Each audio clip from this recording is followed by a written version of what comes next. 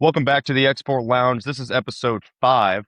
Full room today. We've got Brad Jones still in our co-host chair. And then, ladies and gentlemen, Austin Brock, our guest for this week. Played ball at Mount St. Joseph, Division III in Ohio. Took his talents to Finland, Germany, Spain, now back in Finland. He had a quarterback who followed him his first 2 years. He has since left his last 2 seasons, and he is on his own. And he's absolutely still killing it. Ladies and gentlemen, Austin Brock, welcome to the show, buddy. Thank you, thank you, thank you for having me. Great to be here. His drink was a Monster, so I just grabbed caffeine, and we could just run through that. I didn't know they had Monster in Finland still. Oh yeah, oh yeah.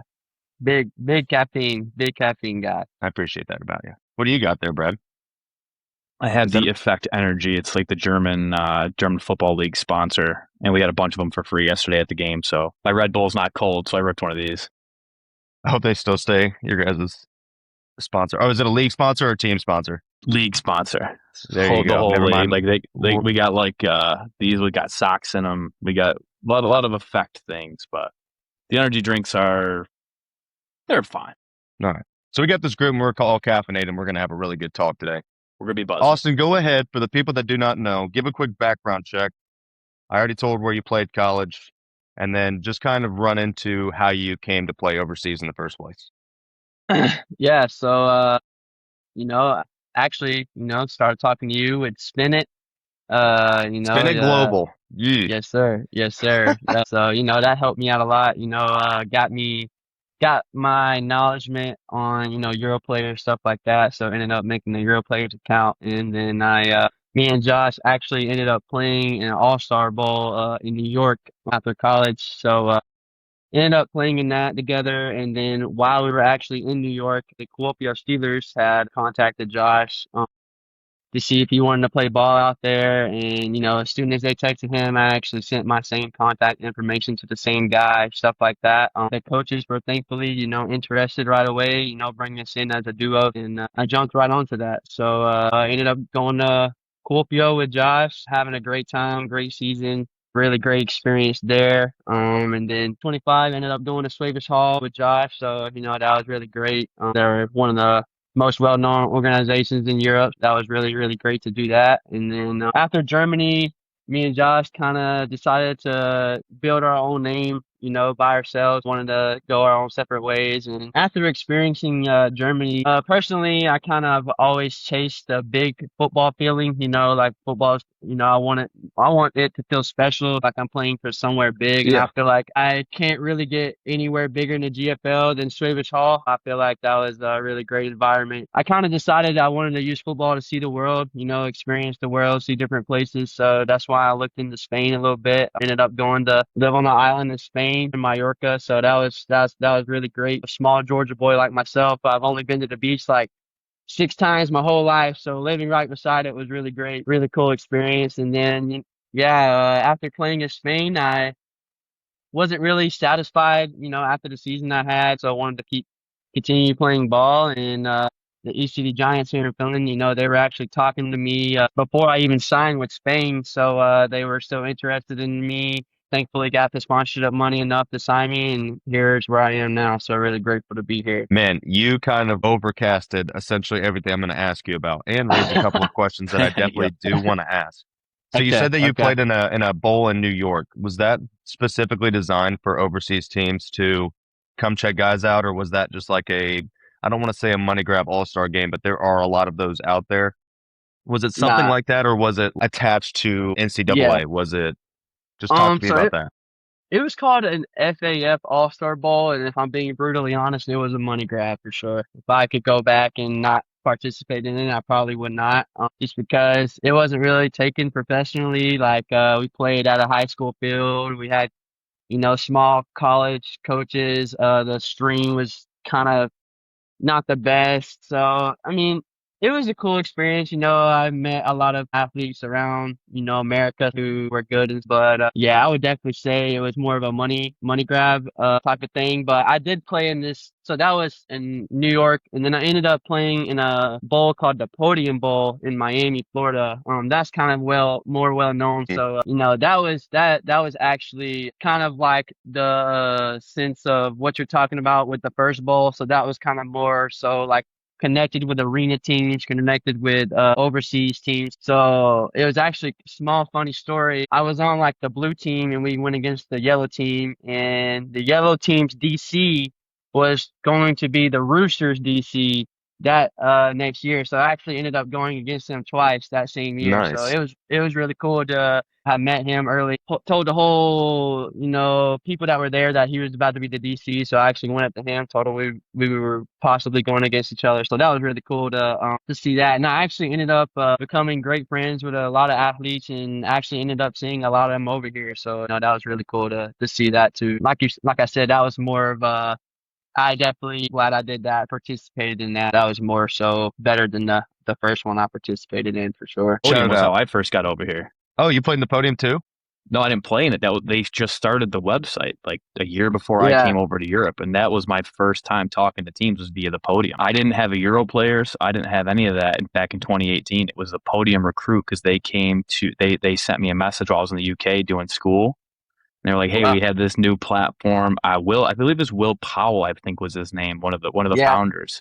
Yep. Awesome dude." And he was like, "Hey, we had this site, the Podium. Check it out. Put your profile in." And that was where, like I told the story, Chase, where I had Serbia, Germany, and Poland. I was all through them, and it was. It's And then eventually I grew on to Euro players as the Podium grew into more of the tryouts and the actual yeah. in person type things. I never did one of those because I was already out here. Mhm. But I know a bunch of guys, I mean, like you, Austin, who went through that, and they've used it as a great tool to show those kind of coaches how to get over there. It's kind of So is awesome the that you podium, were one of the guys. is it still Yeah, one for of sure. the, is it like a rival to Euro players still to this day, or is it solely kind of going to more that in-person stuff? I've tried to check the website every so often to see if it's updated much, and it's not. I think they're more into the social media and like doing the tryouts and like the actual physical placement of guys, and Yeah. do more of the like agent style as opposed to the Euro player style. Yeah. Yeah. They're big on like the agent, like you said, the agent styles. And of course, they're trying to get their money as well, Trying so to it's wet the kind of, whistle. yeah, of course. But like I said, I think that one was definitely more promising. Like I can't really tell you anybody from the New York Bowl that's played somewhere after that from specifically the New York Bowl, but like I know a lot of guys who are playing arena or somewhere overseas from the Podium Bowl, and I have seen that they've like they do it every year, so it's really cool that they get to experience that. And that was my first time ever going to Miami, and that itself felt like a different country than America. Yeah. So yeah, it's crazy down there, but it was really cool. So yeah, I actually ended up going against Christian R&B Day. He's won 2 championships over here in Finland. He actually played in that Podium Bowl against him as well. So He's the GFL2 now. He's in yeah, the Krefeld. GFL2. Yeah. yeah, Krefeld, yeah. yeah.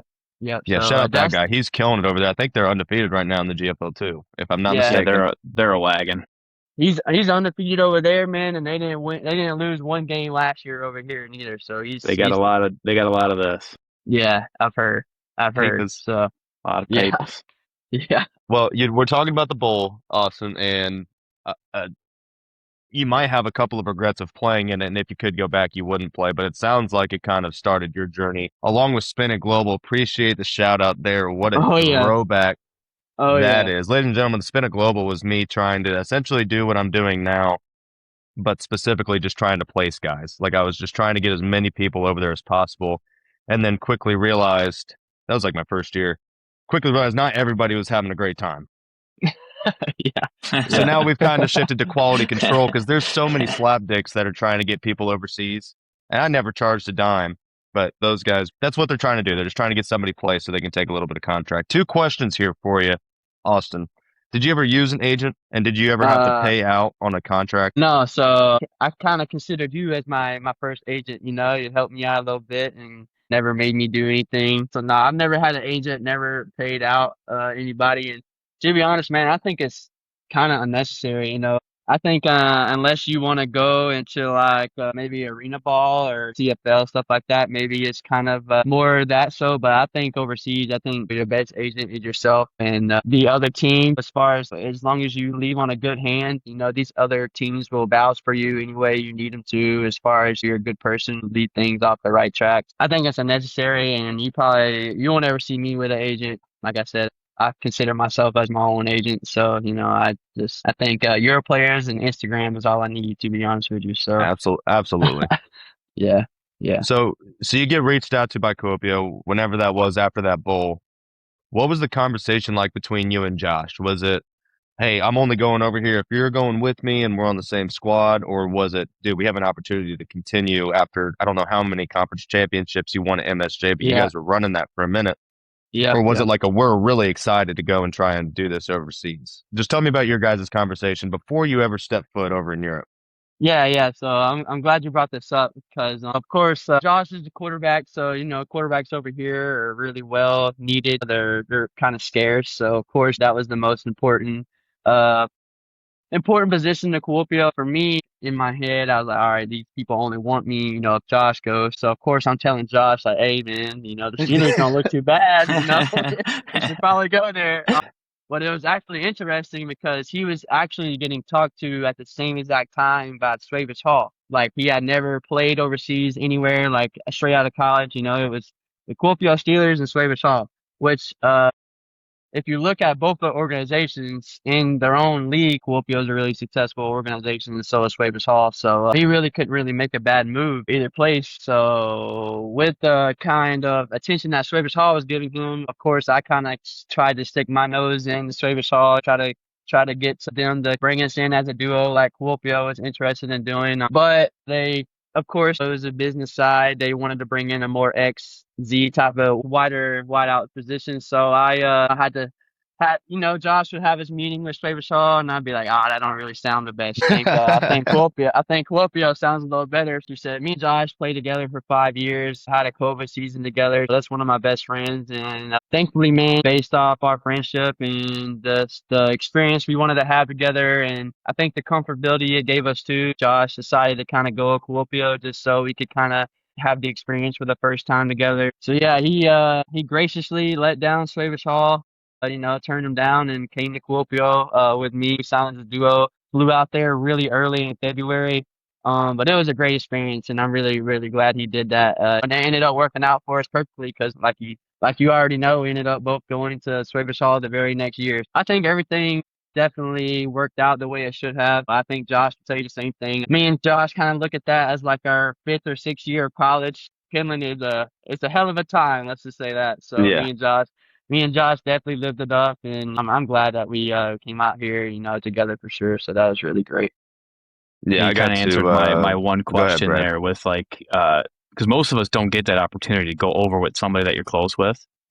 I think Mhm. the fact that you get to go out there with your quarterback, like Yeah, you yeah, could play like Gabe and Chase played together, but they never got to play together over here, right? Like yeah, that yeah, is, I think that might be, it's got to be one of the rarest things because it's very, I don't know, I don't actually know anyone else that's got to do that. I know guys that have played with their siblings, which yeah, that's a yeah, whole different thing. But when your quarterback's like, hey, I got a guy, I'm bringing him, and we're gonna do this, and then you do it, not yeah, only do it 1 year, but then you do it a second year, and it's yeah, got like yeah, that feeling has got to be like it takes a lot of the anxiousness of going somewhere on your own to a brand new place. And like you said, you're from Georgia. You didn't even go to the ocean more than like two or three yeah, times. You're yeah, going over yeah. the ocean. You're going to a whole different place where Exactly, the language is not even remotely close to English. So you get exactly. to go over Yeah. with one of your boys. I mean, that's got to be one of the greatest feelings as a first year import that one could ever have. And it's just it's kind of it's sick, really. It's really Yeah, Yeah. sick. Thank you I for got to sure. do that with Zonka. So Right, but he was a D lineman and I was a quarterback. right, That's a completely different relationship than that right. being my number one guy from college. And I'm Yeah, sure that yeah, it was his first year, and I don't want to speak for him. Again, we need to get him on here just to kind of jabber because I think he'd be hilarious. But it had to be super comfortable for him, especially since I had already done this before. Like coming with somebody that I'm sure I don't want to speak for him, but I think that probably helped out quite a bit. And it's fun being on the same field as somebody like you're really confident and you have a really good relationship with that person. So and there is a little bit of jealousy, and I think Brad could say the same. Definitely envious that you guys had that opportunity because as a quarterback, having a guy that you've been throwing the ball with for 4 or 5 years, that's everything. yeah, Hell, it's like and So now if I could take Quigley with me everywhere I go, I'm gonna be the happiest camper in the world. hell yeah, hell yeah. It was also great just because I ended up going to a Division II school in Georgia, and I transferred to Mount St. Joseph, which is in Ohio, which is about 7.5 hour drive away from Georgia. So Josh was also home away from home. You know, his mom is a foster parent, so they have a really big family welcoming. So the Europe just made us 10 times. We were 10 times closer. Now we're 100 times closer. It was definitely a once in a lifetime memory. I'll never forget it. And we'll talk about it later, but he actually was this close to coming out here this year to being my quarterback after Kahari. So it was, we almost did it again, but we'll talk about that soon for All right, sure. we're gonna But get to it, yeah, ladies and gentlemen. yeah, Stay yeah. tuned. Yes, Well, yes, let's yeah. get to some on-field stuff with Kuopio. You had a crazy first year. Am I not mistaken? I felt like I Yeah, followed you guys a lot. Second yes, sir. overall receiver in the Finnish league your first year. Yeah, so I was first in yards. I was like second in touchdowns, second in catches. So I had a pretty successful year. This is bold statement right here, but I think that was the best team I've ever been a part of overseas. Better in Swedish Hall, better in We're gonna talk about Mallorca. that too. But it's very frustrating thinking about that season just because we were in the semis, we were up 14-0 in the second quarter and we ended up losing. So it's a tough situation, but nah, I feel like a lot of things went in, for that year to be successful. First and foremost, having Josh as a quarterback, that definitely didn't slow me down at all. And I think we had a lot of guys that were hungry to get better, like a lot of Finnish guys who were young. But I think me and Josh were quote unquote young when we became this import over 22, 23. So I think that gave us a better ability to connect with those guys, kind of say, hey, you guys want to be good, but it takes work, it takes time, it takes bonding, stuff like that, being together. And of course, the championship culture that me and Josh came from. We won 2 conference championships before going right to Europe. So I think the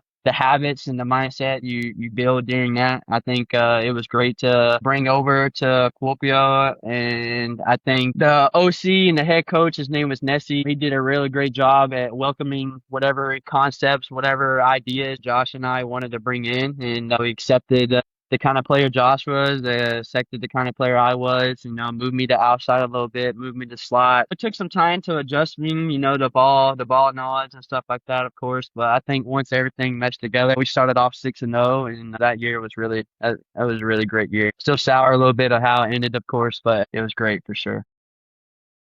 Yeah, I think everybody who's played overseas has a couple of games that they're like, God, I want that one back. Yeah. Oh yeah. Oh yeah. Yeah, mine was the Swiss championship that we lost. Like, definitely shouldn't have lost that game. Last second touchdown. It's like one of those. Yeah. I really want that one back. Czech championship. Well, yeah, Finish the you've got one too. Finish the perfect season would have been nice. Mhm. That one still, I see like my memories will come up and like my family watching the game back home, and I'll see it. I'm like, oh, if we could have just tackled one guy on one play and then and that just brings up a lot of angry feelings. But we don't need to get into any of that. All right. We can get into. We you're don't talking have about, to do that. We don't have to do that. We can. We will probably. We can. So we're talking about your guys' relationship when you guys went over to Kuopio, and it felt very smooth transition from USA ball to Finnish. Brad and I have gone at this in depth, in only 4 episodes. I feel like you and I have had the best conversations with a lot of topics. One of which being offensive schematics. When you guys are brought in as American imports, especially coming from the same program where you both were running the same scheme.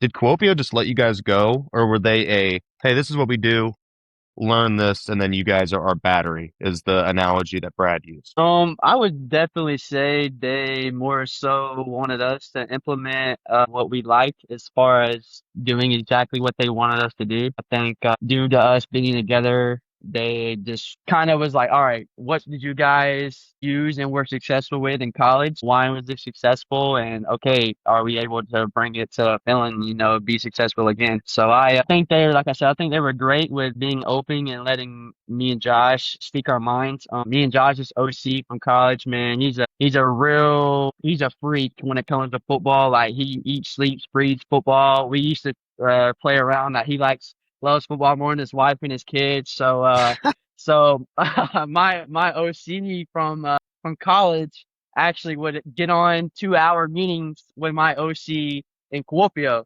with Josh. So it was just really great how not only my college OC, but also the head coach from Finland was open to learning, wanting to learn as much as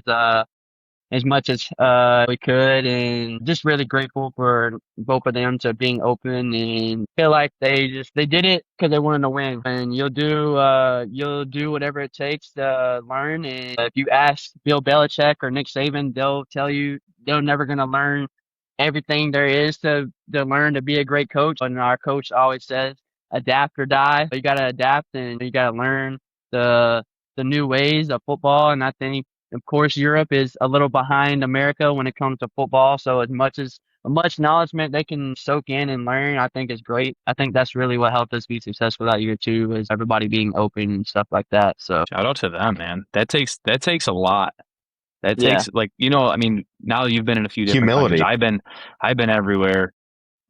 Everybody thinks they know everything because they Mhm. had, a handful of success, or they had an incredible couple imports that dominated a season, and then they can't replicate it. So for a team to actually say, hey, you two come in from a winning program, help us become this kind of offense, and then for the OC on your team and your college team to get together, that's some kind of dedication I think every team in Europe would love to have from a local coach, to want to learn that type of skill from a guy who clearly is a winner with you For guys in sure. that program. That's incredible. I mean, I've not heard that before in 10 years over here. That's impressive, and it's refreshing, like, really. So Takes a lot of kudos to humility to do Kuopio. that. Big time.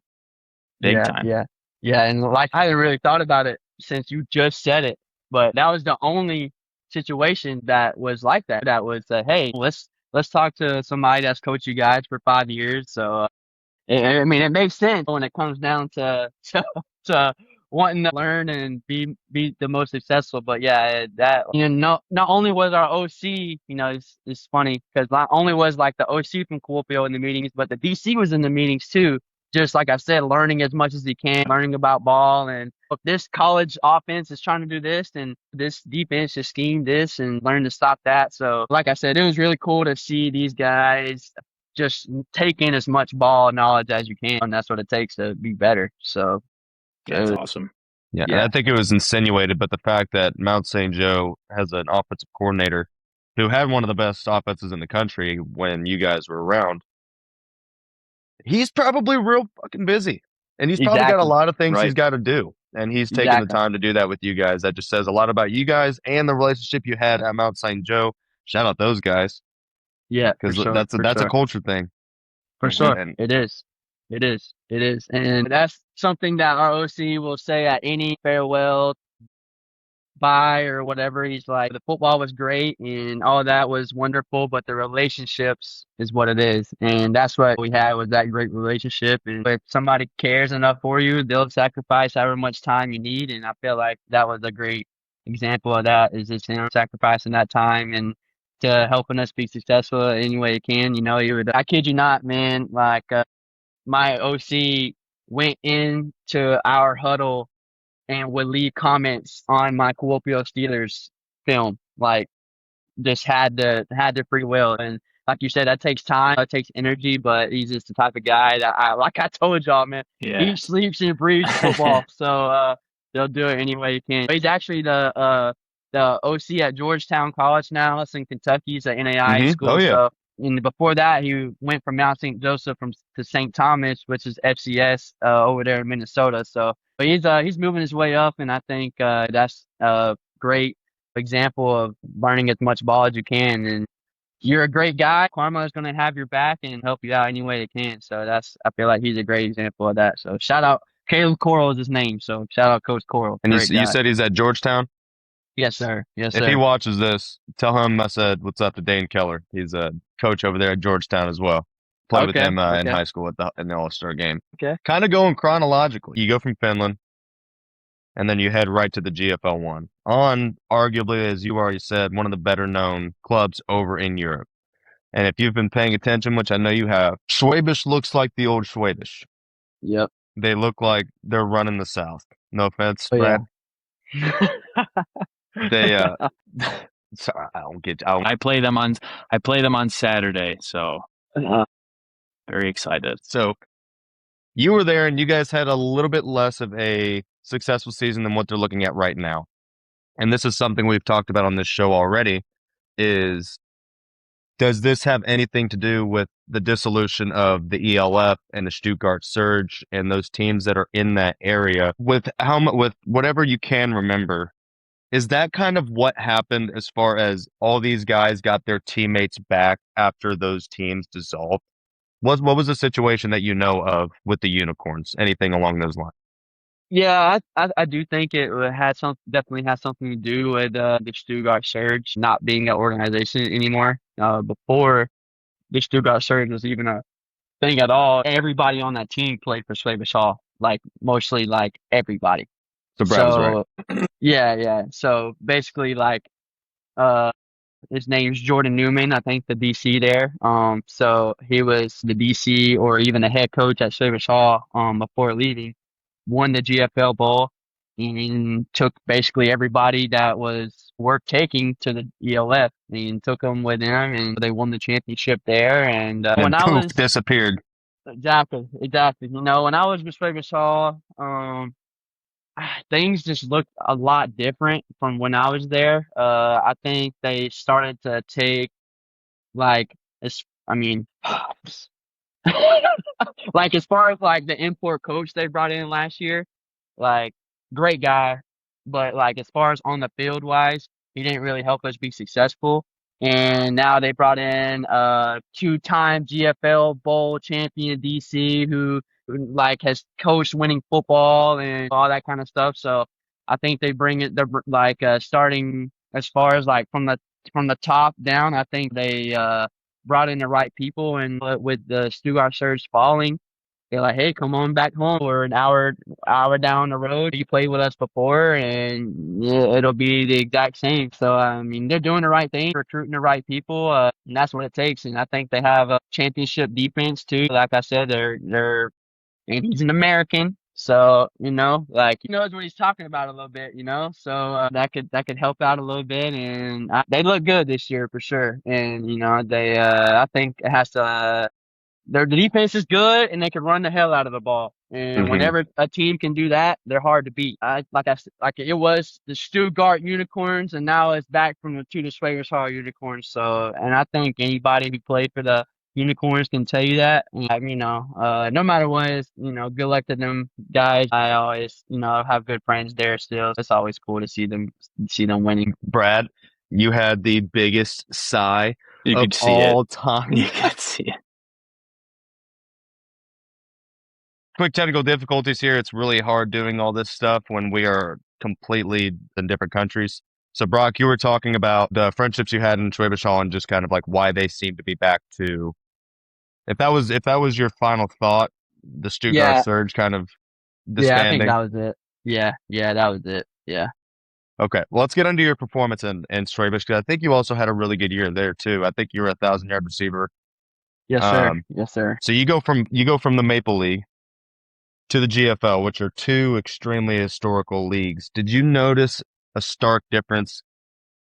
Because you went back to back. Like, what was the thing that stood out? Because that was your first experience in Finland, and then you go straight to the GFL one. Yeah, I would say football has been around a lot longer there. It was really cool to see how big it is as far as like the amount of teams are in Germany, as far as like there's like four different leagues. There's like 15 teams in the GFL one. There's like 12 teams in GFL two, and it just keeps going on and on and on. So that was really cool to see. And it was really cool to see how well put together and organized the youth programs are. And I think that has a lot to do with how successful, you know, the GFL Bowl is, or GFL is in general, just because it's taken seriously from a younger age than it is most other countries. But to be honest, man, I think it all comes down to like the money that's put into the leagues. And, you know, like the GFL, it's just been around a lot longer. It just revenues more money, you know, and at the end of the day, the more money you have, the more known and more media and the more everything attention you can get into the league. So I think that has a big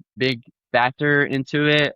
As far as like the GFL, I know teams are funded in a lot of different ways. So some teams could be funded just through their sponsors, but I know as far as like Potsdam, they're funded through the state, so they get money from the state to bring in the 20 imports they have on their roster every year. So it's definitely different than Maple League. But I think teams like the Butchers, I think teams like maybe even the Roosters, or in the Crocs, I think they could probably go in the GFL and compete with some of these teams, like just make a name for themselves and play hard football against some of the well put together teams in Germany too. I'm not saying they can go and beat Potsdam or Dresden or the Unicorns or anything, but I think they play hard and it'd be competitive football just because these Finnish guys, they're mean and gritty, and they're at the end of the day they don't take any crap either. So it would be real competitive for sure. So, and that's a big reason why I came back too, just because I don't think it's too far beneath the GFL. I think it's real competitive, and on top of that, there could be 3 American imports on the field at one time in Finland, and there could be 5 total on your team. So, of course, that helps your team be somewhat better regardless of the position the American's in. So, I would say the money is the biggest factor. So, and it's money's the root of all evil at the end of the day. So, you have more of that, you're going to be more successful in the end. So, Brad, do you have anything there? Because I got something.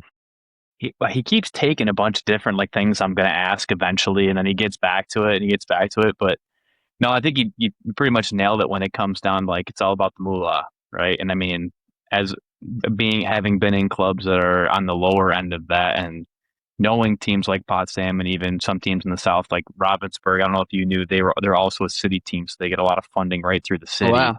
Okay. And that's why they have 2 teams. They have a second team and a first team. And when you can do that in a league, that's pretty special. And I think what you said was what I think is interesting is when you say that there's the competitive level for some of the upper echelon teams in Finland, and then just your standard German teams. We're not going to talk about the top 3 or 4.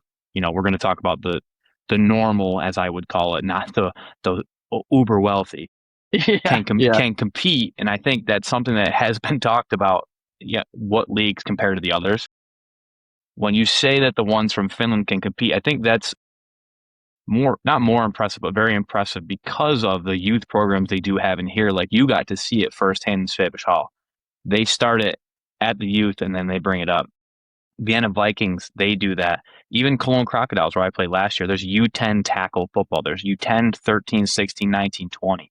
And that builds true programs. So the Finnish league, being able to do that, and you can correct me if I'm wrong, but I don't think their youth programs are as expansive or as strong as those. So to get guys that probably start playing in that younger age, 17, 18, young adult age, I should say, to be able to compete with those, kind of goes into what you said, why you went back, right? Because these guys can compete, and they may not have started at 10 years old, but that shows a different kind of dedication and love to the game, which I find fascinating because I've been in different countries. You've now been in 3 different countries. You can speak to that as well. And it's like, you look at it and you see Kuopio, Porvoon, Seinäjoki, the Crocodiles. You see these great teams and you're like, where do these guys come from? Because there's no like U16 team. There's no but suddenly they're there and they're great teams.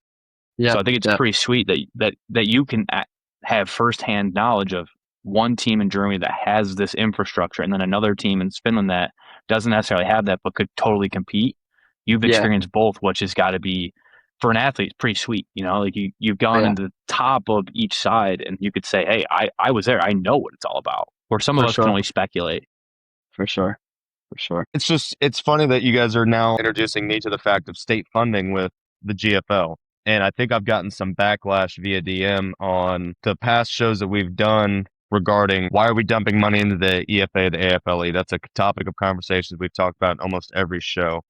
And a lot of what I've gotten back is it's not possible to do that for these localer teams that they don't have the exposure, they don't have the resources, they don't have this to be able to make what was the Euro Bowl back in the day that no longer exists. But the Euro Bowl pretty much is what we want again, which is, I mean, honestly, it was like Berlin Adler, the Brunswick Lions, Kelowna Broncos. They were all playing each other in the fashion that we want. They would play in their local leagues, and then they would play international ball games, kind of like an expanded CEFL. And I was getting people just saying that's not possible. There's not enough money in it, and you can't bring in the talent and have all these resources to make people want to do that. And then I'm hearing both of you talk about Ravensburg, getting state funding, and then obviously Potsdam, who's probably the most well-funded club in all of Europe. I mean, they've got 37 imports per year. Yeah. So that's Insane. just, I'm not crazy. Nah, it's Sorry. real. It's real. Not in that And, regard, at least. Yeah. Not in that regard. I'm a little psychotic, but it's not impossible. It is doable. And export athletes might have to be the ones to put the league back together. Damn right. Imagine me and Brad as like commissioners of the new Euro Bowl league. Hey, My tell you wife would what. be pissed. It'll be electric. I can guarantee you that. We're gonna have probably some fun. last longer than 2 years too, man. I don't see the AFLE lasting that long, if I'm being honest with you. So I think the EFA becomes more successful than AFLE. This is our hot take for the day, or at least mine. Everyone's talking about these leagues combining. It will be an acquisition. Yes. The EFA will be the league, and the yeah, AFLE will no longer exist. You're gonna I agree. Pac-Man. That's my take. I agree. Pac-Man them. Let's keep going chronologically. We go from Kuopio to Schwabisch, and then your third season was in Mallorca. And I really wish Quigley was on today because he's doing he did the exact same thing that you did, pretty much to a T, Yep. going to the Yep. Mallorca Vultures and then going up to Finland. Talk a little bit about your experience going back-to-back seasons. So I know you got to go home for a second. What does that Yep. look like to an import who plays in Spain and then tries to play after, from your perspective? Yes, a lot more factors go into it than I thought as far as like the visa situation. That was kind of a big factor in the whole thing, and I didn't really think it was until it was almost too late. But if you do want to consider playing 2 seasons, you need to make sure both teams do it by the book. Do it the right way, do it the way it's supposed to be. And not What does only that look that, like, by the way? What is the right way for people who don't know?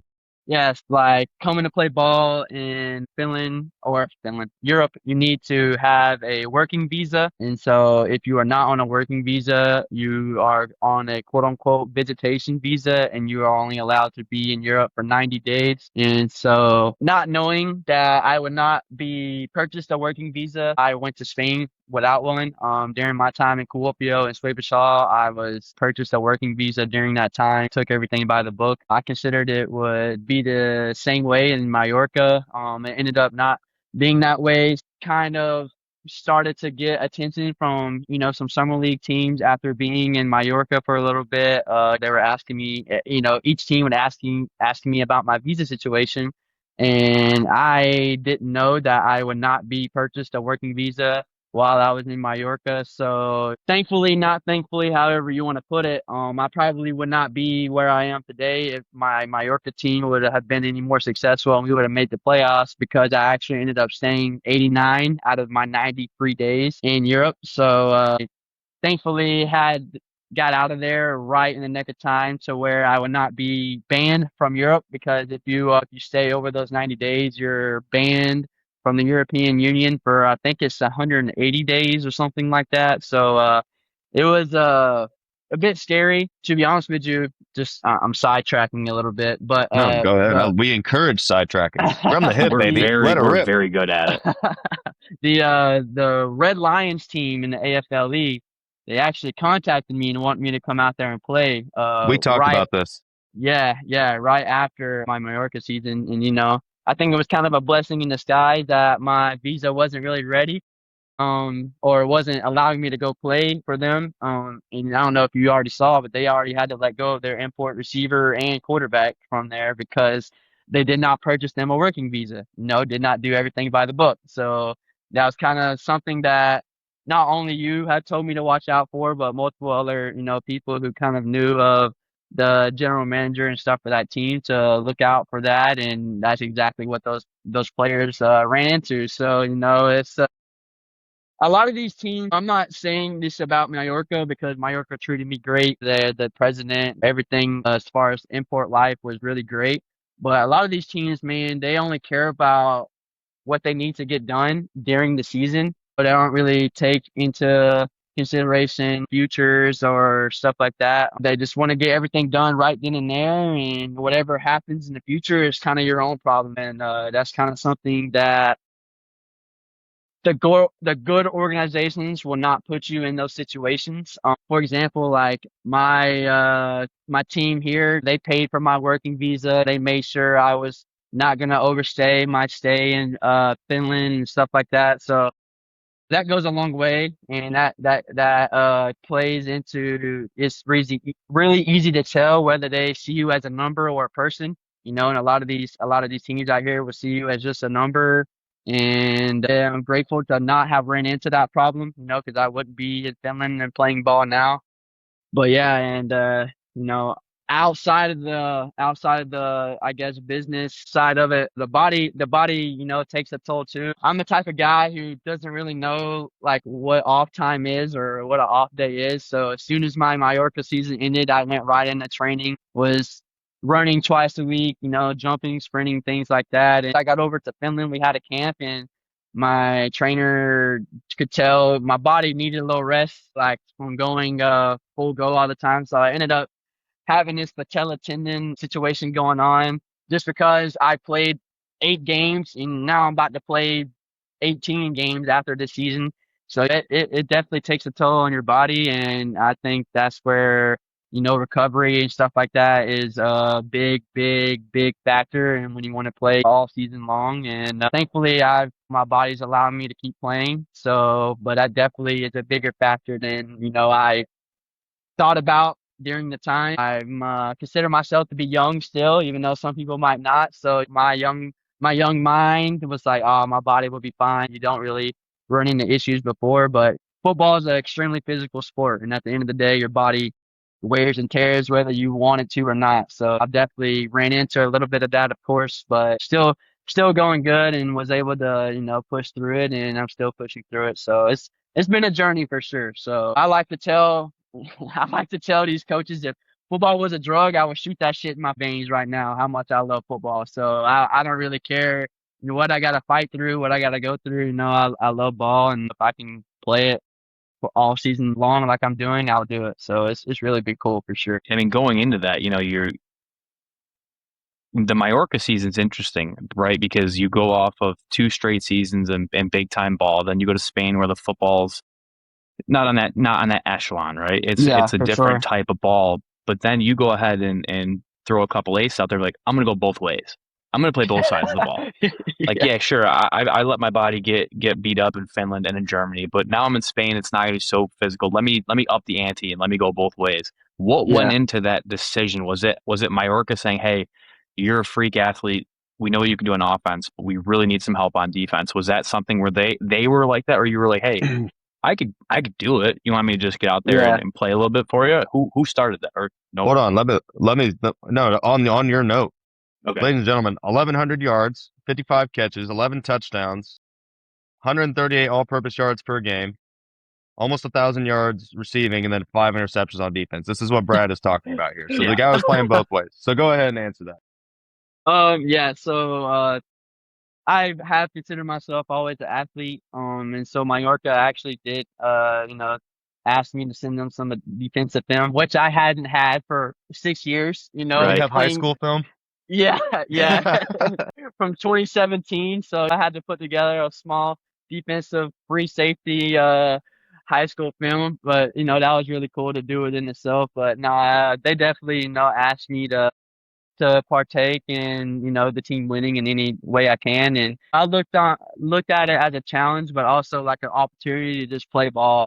Like I said, I love football with everything inside of me, so it was definitely a challenge because not only do you want to go play, but you also want to be good and successful while you play. So I also was like, I caught myself going to run routes, but also by myself, working on my back pedal a little bit, breaking down. It's like, what the hell am I doing? This is crazy, crazy, crazy change for sure. But I think it's just a cool part of the journey. I think my team was very glad that I partaked in both sides of the ball. They're really grateful for it, and it was really cool, having help with scheming on the defensive side. That was something that I eventually want to be an OC myself one day. So learning as much as I can as far as the defensive side will definitely help, and just helping the guys out any way I can win. And definitely didn't win as much as we wanted, but I definitely feel like I did all I could, and I think my teammates will do the same, and that's all I can really care and be grateful for. So It was really fun to do that though. It was cool for sure. I got two more questions on Mallorca. Brad, I would recommend you go ahead, or I'm going to get rolling here.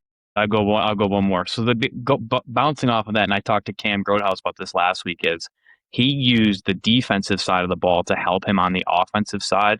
You're obviously in college, you're a career receiver. You played defense in high school like we all did. I mean, hell, I did for that matter, and that's, Yeah. way back when. But when you're in Yeah. Mallorca, how did having to play both ways not help you in that season in particular, but just because now you're back in Finland where the football is a little bit, a little bit higher up, was Yeah. seeing it from the other side give you another perspective on, as a receiver, like, okay, I know what he may be thinking now. And I mean, we're football guys. We kind of have that in our head already.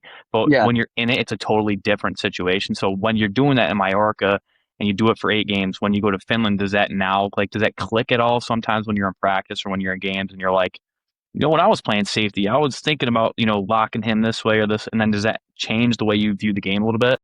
Yeah, for sure. I would say, it kinda man, that's a good question. I would say it kinda helped me be a better defensive back more so than a wide receiver, just because, like, if I see an open space or I see one guy cut this way, I know another guy is coming that way as far as the main field concept and stuff like that. So yeah, I would say it definitely helped me out a lot. And as far as coming back and playing receiver, I would say, I kind of see as far as, if there's a space there, does the DB want to go guard this guy instead of worrying about this space, and definitely partake off each other. But I would say definitely like playing defense or playing receiver definitely helped me Right. see the defensive backside of the ball a lot better. And I think, just the position they also put me in, letting me breathe freely, a free safety to let me kind of just be an athlete, read the quarterback's shoulder, read their eyes. In Spain, they don't really look off guys that much. So those 5 interceptions were kind of, just reading Telegraphed. guys, Yeah. kind of reading the guy's eyes really hard and your shoulder and stuff like that. But I would say it definitely did help a lot. Definitely did help a lot for sure. Speaking of QBs, you got to play with a journeyman, kind of like Brad here, Malik Brown. The guy's been Yeah. around Europe for a really long time. I know that he's a really good quarterback. You don't have to go into super depth, but somewhat compare him and Josh Taylor as far as Josh was a first and second year when you were over in Europe when you played with him. And then you got to play with Malik Brown, who had been there for I don't know how many seasons, but he's been over there for a long time. Did you see a stark difference between somebody who was new, still a really good quarterback, versus a guy who was also good, but he knew the landscape very well?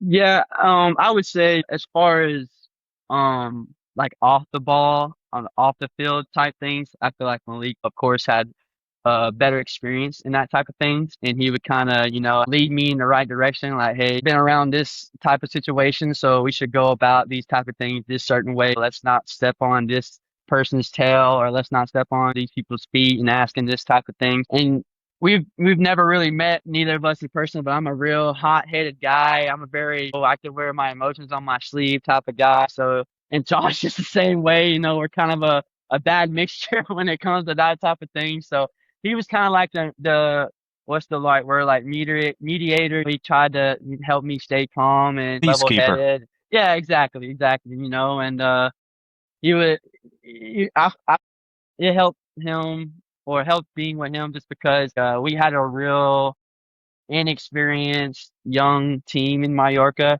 so they really needed a guy who would push them to go to the field, go to the weight room, be better, not only at practice, but know that, like I said, it takes time to be a good athlete and a good football player. So I think Malik was really good as far as that aspect. Guys to be better, coming, like making guys come to the weight room, making guys come to watch film, stuff like that. So yeah, as far as a team leader and like somebody that a team could definitely come around and rally behind, I think Malik played that role really well for sure.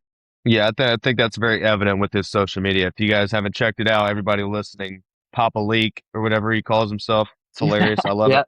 Yeah. He does a really good job of getting these guys out to these like soccer fields and like these little He does. parks just to put work in. He'll go to sand volleyball courts and have them working agility stuff. So that's the really good stuff that we really like to see from American imports because that's half of the battle. Yeah, we want It you to is. perform on the field, but you got to pick up these locals. That's the point.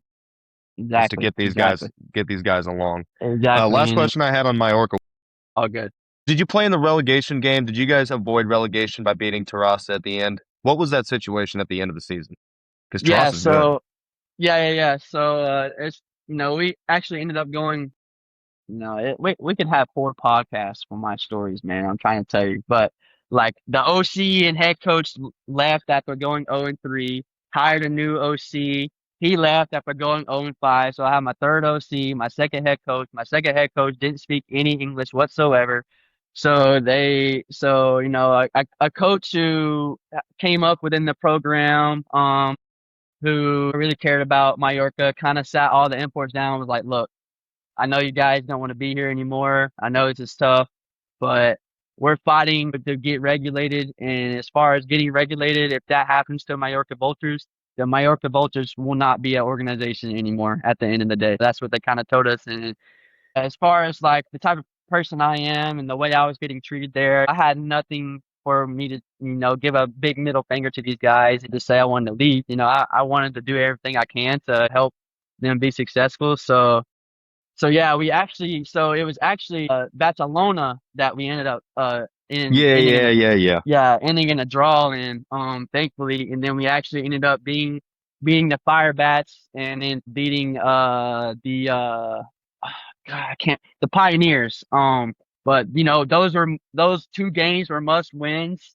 So I think not necessarily playing in those games that made me not necessarily think as much. It made me just play. And, believe it or not, that kind of both of those games were my best games of the season. Had like 200 yards against the Fire Bats and then had 4 touchdowns against the Pioneers. So it was definitely cool to go out with a bang.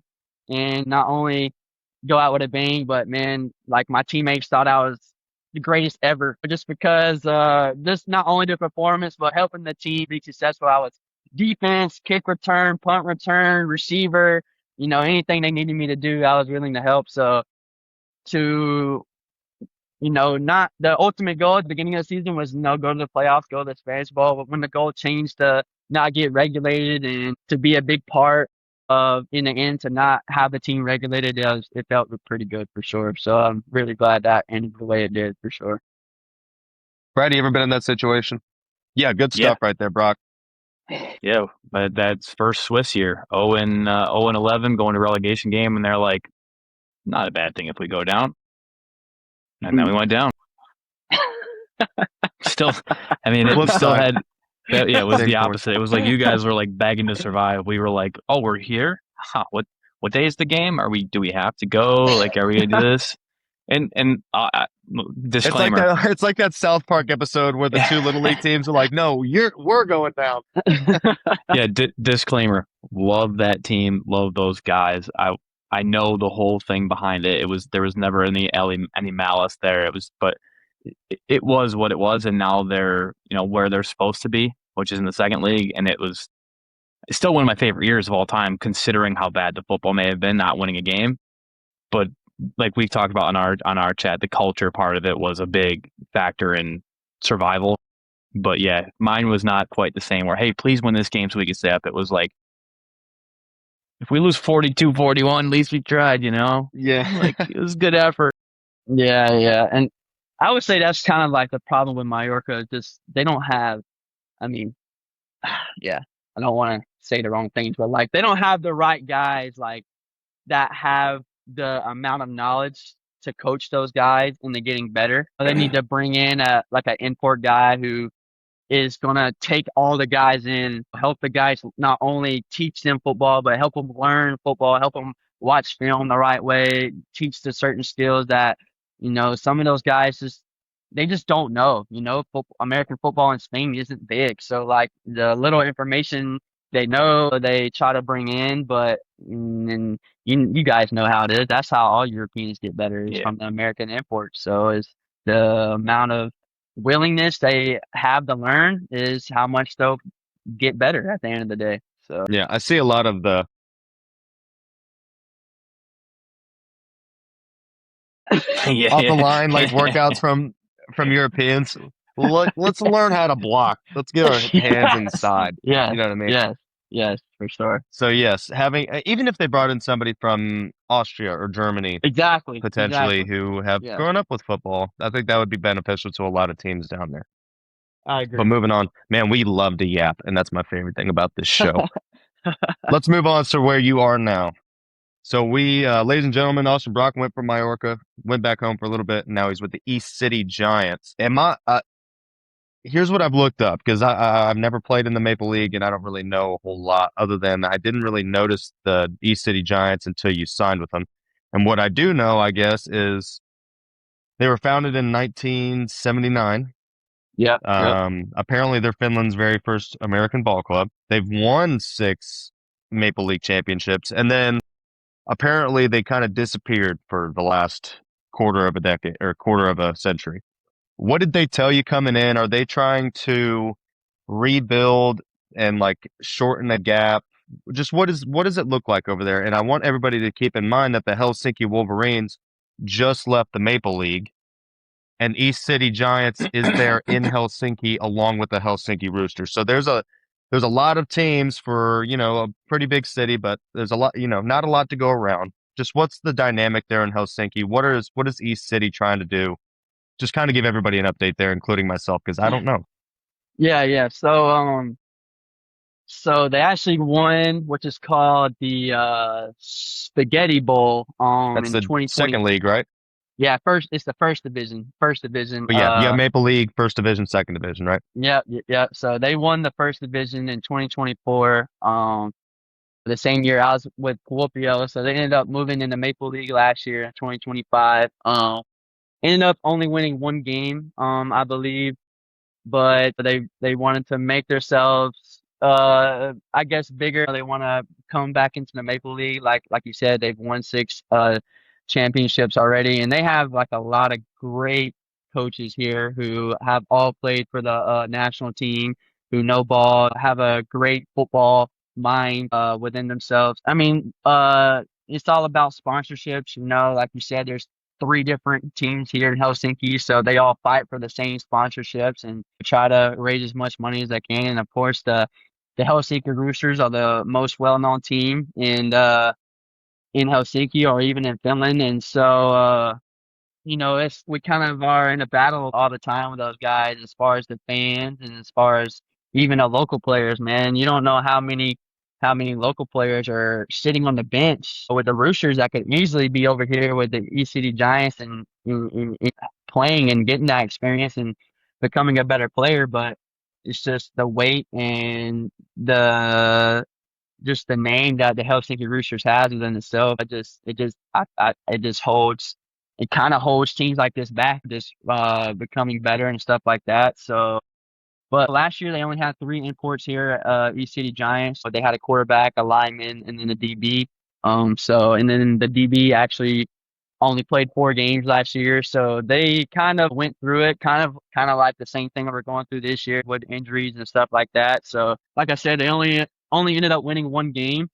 Um, but there's a lot of potential here. There's a lot of young kids who I don't know if you are aware, but a lot of kids here in Finland, they're part of an exchange program to where they go play football in the States in high school programs. So there's actually been like 6 kids here in my ECD Giants team who have gone to Texas to play for a high school team over there. So it's really cool to see the gap between those kids who played high school ball and have been in a program to the kids who I've only played football here at ECD Giants or like a Finland program. So it's really cool to see that. But man, like I said, well, I think I said it before we started airing, but it's just about how young we are, man. Like for instance, I think for the past 3 years, ECD Giants have been like a top 2 team in the U19 program in Finland as far as like being young and stuff. But going to tackle 19-year-olds to going to tackle 28-year-olds who've been playing football for 25,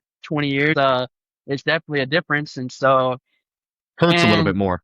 yeah, yeah, and I would say like it's just a culture thing too, man. Like this is the team that I play for right now, so it's all love and all things good. But these kids here kind of are hesitant especially the team and the program and the organization that I'm with now, they're kind of hesitant to bring in other guys to take these kids' spots because they're afraid that these kids will basically run away and never come back. They're paying to play, and then eventually their spot gets taken just because they wanted to bring in a guy that might replace them because they're not doing a well enough job. And it's just a tough situation because as far as being an import, I want to win now. I'm trying to win now. What can we do to win now? And so it's a tough situation finding that fine line in between helping these kids win, but also knowing that some of them just aren't ready. They're asked to get put in positions that they just shouldn't have to play. And us imports, believe it or not, we just sound like broken records after every week, after every game. We say the same thing. We need guys to be more dialed in to what we're doing. We need them to come to practice. We need them to be in the film room more. And the more film you watch and the more you see it, you just realize experience matters, age matters, and at the end of the day, it's just growing pains. That's what ECG is going through right now is a lot of growing pains. We have a lot of young guys who want to be good, and you can find that all around the world. But as far as football in Europe, you got to put in a lot of work to be good. And especially if you're a guy who's only played ball for 6 or 5 years, trying to compete against guys like myself who's played for 20 years, that's a lot of time to make up for. And I do see a huge, bright future for ECG. I would definitely consider coming back here and playing in the future just because, like I said, I know it's a bright future here. And I've been treated the best I've ever been treated as an import, set up great. My living situation, the city that I live in, my salary, my public transportation, all of those things. It's been the best I've experienced throughout my time in Europe. So that goes a long way within itself. But there's that side and there's the football side. So it's a big balance. But I think I'm doing as best as I can to balance those things. And like I said, I know ECG has a bright future, but takes Yeah. time and takes young guys, seeing it a lot in person. They haven't been around imports a lot, and last year was kind of the first time these kids have been around, American imports. And as far as I know, the guys last year don't really take it as serious as we take it this year. So these guys see us taking it serious, and they see the work and they see it with their own two eyes. Like it takes a lot of this to be successful. Like me and Kahari, the quarterback, me and him are at practice an hour early before practice doing all these extra things. And I'm not only doing that to be successful, but I'm also showing these guys like, look, I've had a 4-season, 3-year successful career in Europe, but I'm still out here doing this extra work because I know that's what it takes to be better or know what it takes to be successful and to do the things that I want to do on the field. And so I'm hoping these kids seeing that constantly will get them on the right track and the right mindset. So there's growing pains that come with it, but it's kind of something that I knew coming into this. And at the end of the day, as an import, I want to do my job to help these guys be better. So and I think when I leave, I think a lot of these kids will say I did that. And like I told you, that's kind of all I hope for at the end of the day. Lead on a right note and to for these guys to know I'm a good person. So a lot of praise for ECG. Like the management, coaches, and everything are really really great. But as far as just the experience and stuff, they're a little bit behind. But I think it'll all come with time for sure. Yep. You said that they haven't met very many American imports. Sounds like they're meeting quite a plethora this season. Do you want to Yeah. talk about how difficult it's been going through 3 different quarterbacks in 6 weeks? Yeah. So How much are you leaned on when these guys come in? I know you had Kahari, really good, had a European, I believe, and then now you have a guy who's played a lot of football over in Europe. Just yeah. how's that been? Yeah, it's definitely a struggle, man. Before I met Kahari, I knew he was a true professional, a great guy, but I didn't really know how true professional he was until meeting him. And man, when I tell you that guy, I would play for him anywhere, any team, any organization. That guy is a true professional. He takes the time to make everybody around him be better, and that's exactly the type of role and the type of quarterback that ECG needed. They needed a guy to come in and lead the guys the right way, show the guys the work that's needed to put in to be successful. And losing him definitely killed us more than I expected. He led the league by like 300 yards ahead of the next guy before getting hurt, and we had the most successful offense in the league. So he goes down against the Roosters, and we're still in playoff contention. So we're doing everything we can to bring in a new guy. I'm using my page to help find a guy.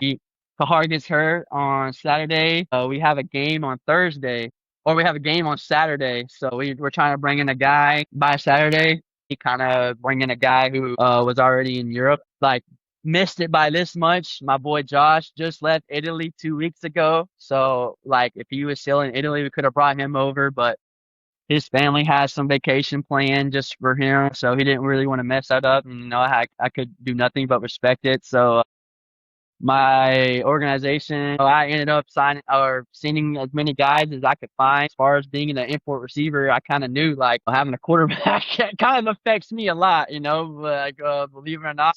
If I don't get the ball thrown to me and stuff, it's hard for me to make the impact that I want to make. I definitely tried my best to bring in a guy, and the team ended up going with a European who had great numbers in the Czech Republican League. So like you said in the pre-write up, we beat the Steelers at home the first game of the season, and then we ended up losing to them by 48, away, just because this guy had one practice, 2 days to be in Finland and then play. It was a 6-hour bus ride, and we had one practice with the receivers, and man. Yeah, he was my Yeah, what do you know about him, Brad? He was my backup / check guy when I was in the ELF. Okay. Oh, for Prague. Yeah, Prague. so I know him, and he's been playing. I know where he's been playing. I know, good guy, but like he's yay tall, a quiet kid, not your like quintessential like leader. So it's just been it's been crazy, man, and Yeah. thankfully, this guy's a little bit, like you said, he's played for 6 different teams, played in hella different countries. A little bit of a journey guy, can make plays with his feet. He actually played at Jackson State for Deion Sanders, so he he knows how to coach the guys, kind of like a Hari, like in incorporate concepts that he likes, and he's actually speaking out like a quarterback, like before we break down, he says some things in the huddle before we start a drive. He'll say some encouraging things. Thankfully, we play this week. We play like the second to, we're the worst team. Tampa Bay is the worst team, and then we play Vasa this week at Vasa. So it's kind of another game to help us, go on the right track. And at this point, man, we just got to end on a positive note. We can still win out and go 5-5 and have some sort of like a 30-35% chance to make the playoffs. So. It's a volatile league with the Maple League. I will say, like you very often, except for Poor Moon recently, you don't see a bunch of teams go like 9-10-0. Exactly. Usually it's 7-3. So Exactly. I definitely wouldn't count you guys out yet, especially since you guys were able to beat Kuopio. You guys do have a little bit of potential here. For sure. And like Porvo, or actually the Crocs is the only undefeated team. Like Porvo's 3-2. I think the Roosters are 2-3. I think the Kuopio Steelers are 3-3. So it's like you said, it's kind of still like wide open as far as those next 3 playoff spots. So it's just getting the guys on the right track. That's what you sign up for at the end of the day when coming over here to play ball. I'm still blessed to still do it, and we're definitely having a bit different experience than I had my first 3 years. But like you said, it comes with it, and still trying to make the most out of it, make a name for myself, put up the numbers I can. Just gotta control what you can control at the end of the day. So that's what I'm trying to do. Man, I love when we just let guys go. Mostly. You said 2 things very early on. The one thing you said, which I feel, because I've been a part of multiple rebuilds or like things that are, you said, I'm an import. The future's bright, but I need to win now, or I want to win now. And I think that's natural for all of us, Yeah. Especially, yeah. I think it's different when you're coming over as maybe a 22-year-old, like your first time over here, and you're like, I'll build with you, and then we can continue to build together. Because I've met guys who've done that and stayed. Clearly, you've described the challenge that it is as a guy who wants to win. You've been part of winning programs, so you go from the two top dogs more or less in their leagues, then to Mallorca, which is one situation. Then you kind of jump into another one. Did you? And I'm not trying to get them thrown under the bus, but did they give you enough of a heads up of like, hey, We want you to come to ECG. We are young. Don't expect to win 10 games. Expect growing. Did they kind of give you the heads up before you decided to go? Because I know I've been bamboozled before, right? Like, hey, no, we're good. We're good. We're gonna get there. You're gonna have everything you need, and then you get there and you got none of that. Yeah. Did they at least kind of give you a heads up beforehand, and then you kind of had to mentally prepare for that, or was it like, hey, you're just here now, here's what it is, and kind of go, you know? Yeah, they definitely let me know they're a young team. They let me know last year was their first season in the Maple League, and they told me, of course, they didn't finish last year. They definitely threw in the fact that they only had 3 imports last year, and we're trying to bring in 5 this year. But yeah, I would definitely say they did a good job at kind of letting you know, like, oh, it's gonna be a dogfight every game. It's definitely not gonna be, like you said, easy way to get some wins or be a successful team. So I think they did a good job at like letting me know, like, hey, it's gonna take some work coming here, and we're basically gonna be as good as kind of what you lead us to be, you know. So they look at us to kind of lead the right way. So I think they did a great job at letting me know for sure. And of course, the imports that were already here, letting me, talk to me and letting me know all the things that were needed to know as well. So Was excuse me, was that part, knowing that and knowing that the competitor that you are, and having that drive and that, like you said, football crackhead type thing, was it like, all right, challenge accepted, let me get in there, make my difference, and take this team or help this team get from young, inexperienced, lower tier, let take that on as a challenge, as opposed to like, yeah, I'm just gonna come play ball. Like, it was that part of the factor in deciding to go there?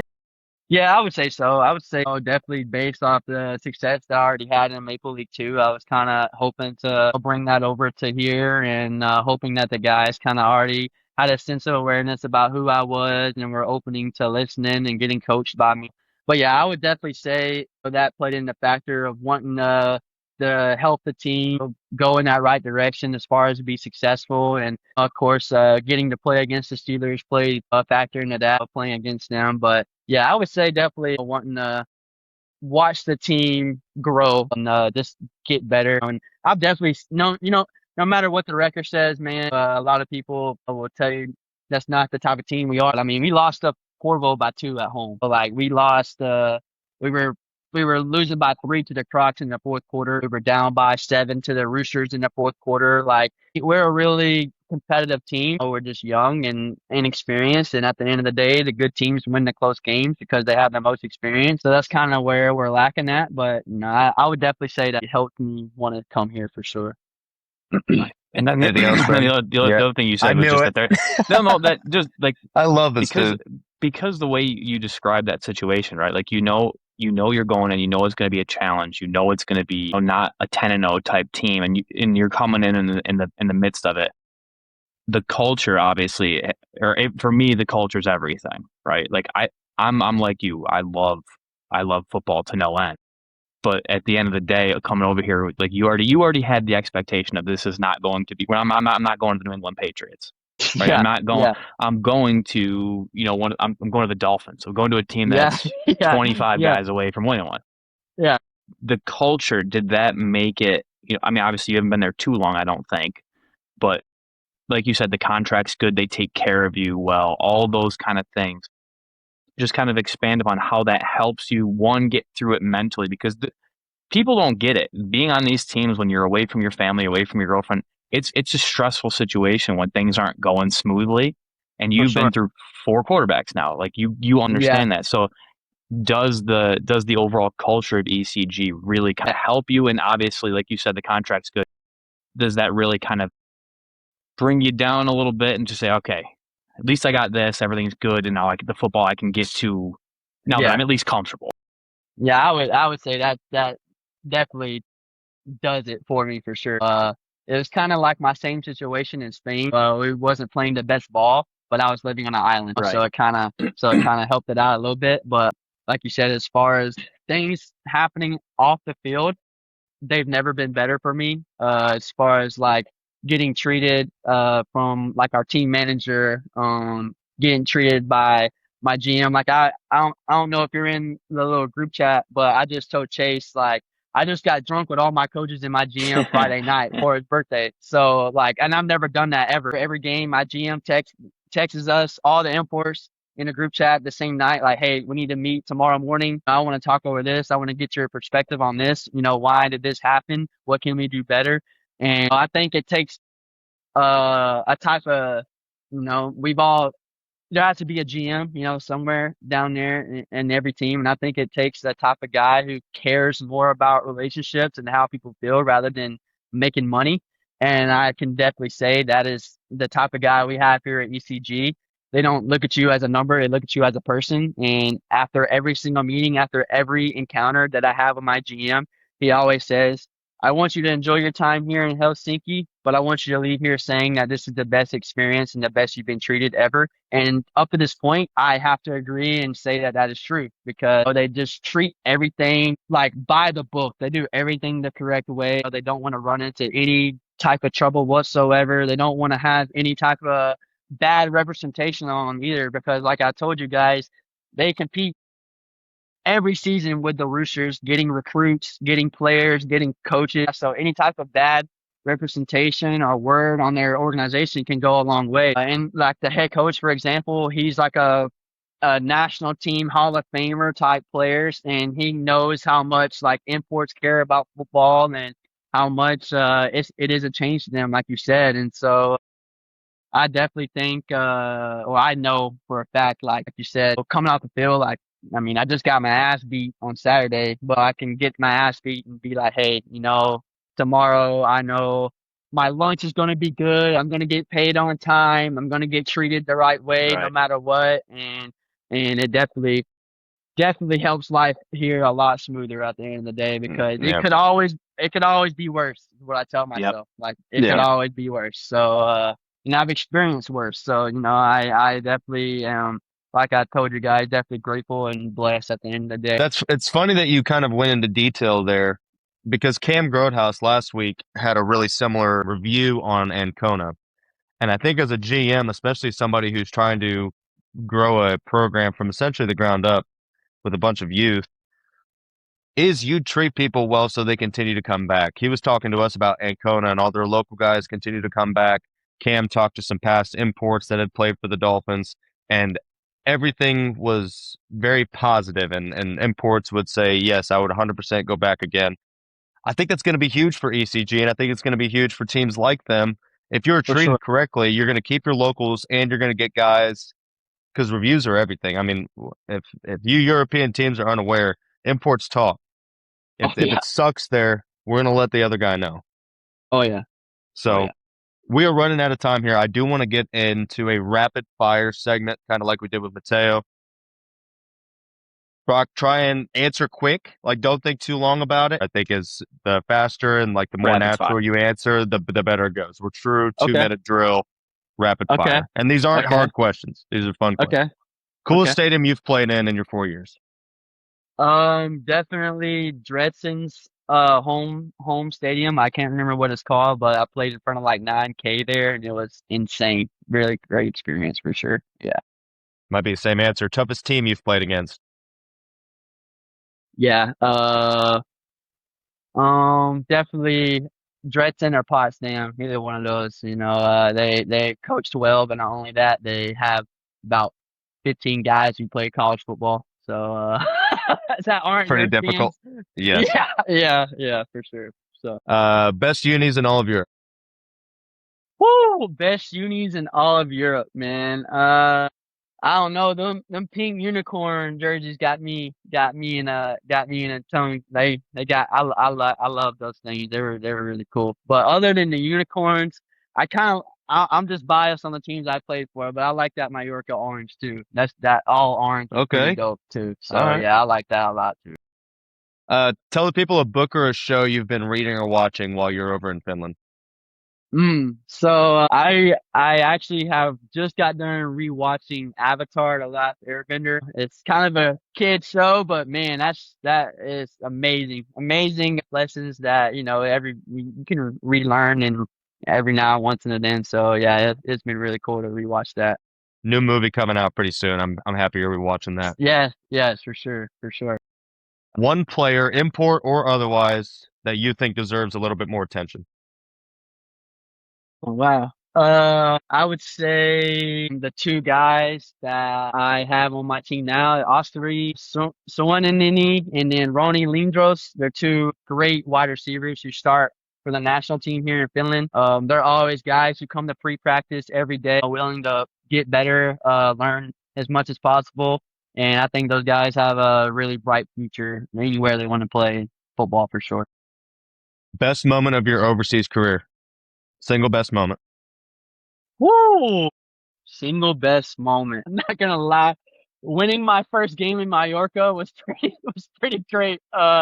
Just because it was a battle all year long, and the guys really fought hard and they never stopped coming to practice, and never stopped caring. So it was really great to see us be successful and getting a win, and getting two at that. So it was really cool. Winning in Mallorca for sure. Beautiful. That's the end of our rapid fire 2-minute drill. Brad, you got anything for the good of the cause, my friend? No, I think we covered a ton of stuff, and that was like I said, I think it's fun to interview these kind of guys like you, Austin, who play both sides of the ball, who are just kind of gritty in the mix. That's why I wore the grit shirt, because playing Hell two yeah.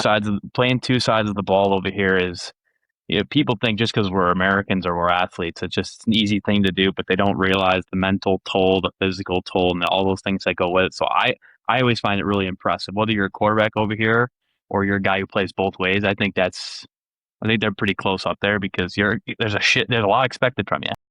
And Yeah. I think it speaks to me personally, the way I view it is it speaks to character, and it speaks to, just a guy who loves ball. And to me, that's the kind of guys I like to be around. So I appreciate the almost 2 hours we've been on here, two if you count the off screen time, but the 2 hours Yeah. on here, and then all the insight from the different places you've been at, since you're getting to be journeyman style. You're almost there. You've got three Yeah. Yeah, he's countries. You almost get there.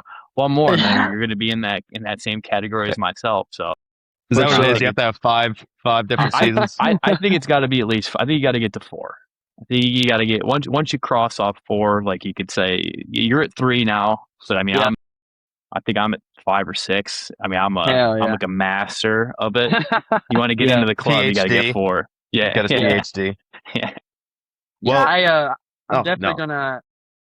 I definitely plan on using I know it might not be the best film or best resume, saying I play both ways in Spain, but I definitely want to try to use it to get to Italy or France these next 1 or 2 years. Just like I said, I want to play in as many different countries and experience the many different cultures and stuff. And I know in Italy and France, they like their guys to play both ways. So I definitely plan on trying to get my nose wet into that just by my defense of recent film now. So hopefully it'll help me out a lot. But yeah, it's definitely a great experience to play both ways for sure. Because I mean, you can't only be close with the offense, man. You gotta be close with both sides of the ball. So definitely cool to do that for sure. Actually, I'm glad you brought that up, because I was thinking about something right at the beginning when you first said about where you played and what your idea was. Now was you were chasing the best football for a while, and you got it right off the clip. Where Yep. some of us, like Yep. myself, it's taken me 8 years to get to the GFL in various places. So you've kind of done the reverse, which has got to feel pretty good. Is, hey, I did Finland, did GFL, I've reached the top. Now let me go and spread my wings. Let me hit these Exactly. different countries, Exactly. experience the cultures. So you, in my opinion, you did it right. You were I fortunate enough appreciate that. to do it right, and I think it's awesome that you continue to think that way, right? To think Oh yeah.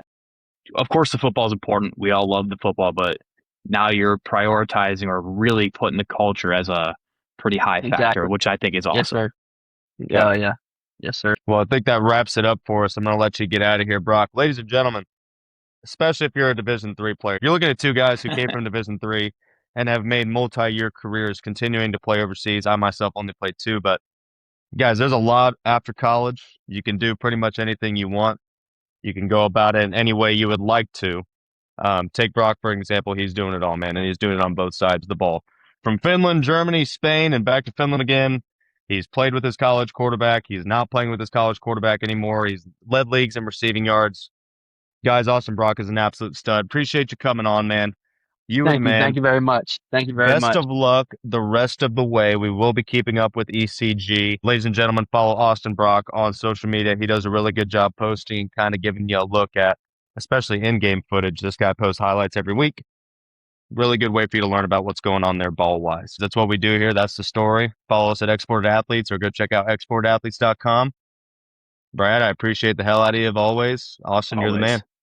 Yes, sir. Ladies Thank and you very gentlemen, much have for a good having one. me.